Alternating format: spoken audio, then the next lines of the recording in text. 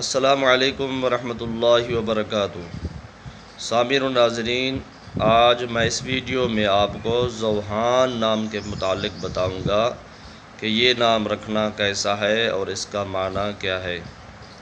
تو یاد رکھیں، ذوحان نام جو ہے لغت کی کتابوں میں اس کا معنی نہیں ملتا۔ علماء کرام نے لکھا ہے کہ لغت کی کتابوں میں اس کا معنی نہیں ملتا، تو اس لیے بے معنی لفظ سے نام رکھنے کی بجائے کسی عربی لفظ کا صحیح اسم، صحیح نام رکھا جائے جس کا درست معنی ہو۔ اور بہتر یہ ہے کہ انبیاء کرام علیہم السلام، صحابہ کرام رضوان اللہ تعالی علیہم اجمعین یا سلف صالحین، بزرگان دین رحمہم اللہ تعالی کے نام پر نام رکھا جائے تاکہ بچے کو ان ناموں کی برکت حاصل ہو۔